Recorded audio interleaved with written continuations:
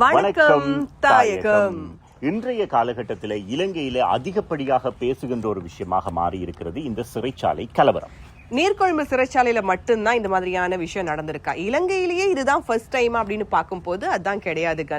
கைதிகளுக்கு போதிய அளவிலான வசதிகள் இல்ல, அதிக அளவான சன நெரிசல் சிறைச்சாலைகளுக்குள்ள, கைதிகளுக்கு இடையில ஏற்பட்ட குழுக்களுக்கு இடையிலான மோதல், இந்த மாதிரியான பல்வேறுபட்ட காரணங்களால இலங்கையில இதுக்கு முதல்ல சிறைச்சாலைகள்ல நிறைய சம்பவங்கள் நடந்திருக்கு. அதை பத்திய ஒரு விரிவான வீடியோ தான் இது.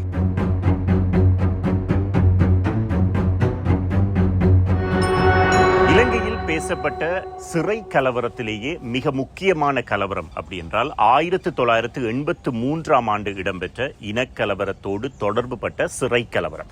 இது வெலிக்கடை சிறைச்சாலையில் இடம்பெற்றது. அடைத்து வைக்கப்பட்டிருந்த தமிழ் அரசியல் கைதிகள் 53 பேர் இந்த சிறை கலவரத்தில் உயிரிழந்திருக்கிறார்கள் என்பது குறிப்பிட்டு சொல்லக்கூடிய விஷயம். அதன் தொடர்ச்சியாக அதாவது ஜூலை மாதம் 25, 27 திகதிகளில் இடம்பெற்ற இந்த கலவரம் உலகமே பேசிய 83 இனக்கலவரமாக பேசப்பட்டது. அது மட்டுமில்லாமல் இந்த இனக்கலவரத்தை தொடர்ந்து நிறைய பிரச்சனைகள் இலங்கையில் உருவாக்குறதுக்கும் இது ஒரு காரணமாக அமைந்திருந்தது. 2002 ஆண்டு மகர சிறைச்சாலையில சிலர் கைதிகள் ஒன்னா சேர்ந்து தப்பி ஓடுறதுக்கு முயற்சிக்கிறாங்க. இந்த நிலைமையை கட்டுப்பாட்டுக்குள்ள கொண்டு வரதுக்காக அதிகாரிகள் முயற்சிக்கும் போது 4 கைதிகள் உயிரிழக்கிறாங்க. இந்த மோதல்ல சில பேர் காயமடைகிறாங்க. 2012 ஆண்டு நவம்பர் மாதம் 9 திகதி வெலிக்கடை சிறைச்சாலையில் இடம்பெற்ற கலவரமும் பெரிய அளவில் பேசப்பட்ட கலவரம். இந்த கலவரம் எப்படி உருவானது என்றால், சிறைக்குள் கிட்டத்தட்ட 300 STF படையினர் உள்ளுக்கு போறாங்க. அங்க திடீர் சோதனை நடவடிக்கை ஒன்று இடம்பெறுகிறது. அதாவது அங்கே சந்தேகத்துக்கிடமான அடைத்து வைக்கப்பட்டிருந்த கைதிகள், சின்ன சின்ன குற்றங்களுக்காக அடைத்து வைக்கப்பட்டிருந்த கைதிகள் இருந்த எல் பிளாக்ல தான் இந்த தேடுதல் நடவடிக்கை நடக்குது. அதுல நிறைய கையடக்க தொலைபேசிகள், அங்கே கொண்டு போகக்கூடாத பல பொருட்கள் எல்லாம் சிறைக்குள் இருந்ததாக அவை கைப்பற்றப்படுகிறது. அதன் பிறகாக நீண்ட காலமாக அடைத்து வைக்கப்பட்டிருந்த கைதிகள் இருக்கிற செப்பல் வளாகத்துக்குள்ள போறாங்க. அங்க போகின்ற நேரத்தில் இவர்கள் எதிர்ப்பை தெரிவித்து அது ஒரு கலவரமாக வெடிக்குது. அந்த கலவரத்தை தொடர்ந்து 27 பேர் இந்த கலவரத்தில் உயிரிழந்ததாக பதிவாகியது. 2020 மார்ச் மாதம் அனுராதபுரம் சிறைச்சாலையில கொரோனா தொற்று ஆரம்பிக்கக்கூடிய அந்த காலகட்டத்தில் அந்த சிறைச்சாலையில் இருந்த கைதிகள் சில எதிர்ப்பு நடவடிக்கையில ஈடுபடுறாங்க. இந்த எதிர்ப்பு நடவடிக்கையை கட்டுப்பாட்டுக்குள்ள கொண்டு வரதுக்காக அதிகாரிகள் முயற்சிக்கும் போது அது ஒரு மோதலா மாறுது.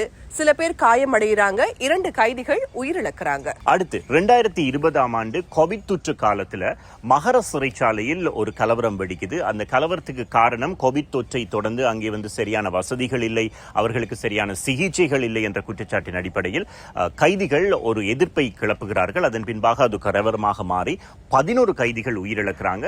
அது மட்டுமில்லாமல் 100க்கும் மேற்பட்டவர்கள் காயமடைகிறாங்க. இந்த வருஷம் ஜூலை மாதம் 5 மற்றும் 6 இந்த 2 நாட்களுமே நீர்கொழும்பு சிறைச்சாலையில் இடம்பெற்ற மோதல் இதுவரைக்கும் 28 பேர் உயிரிழந்திருக்கிறாங்க.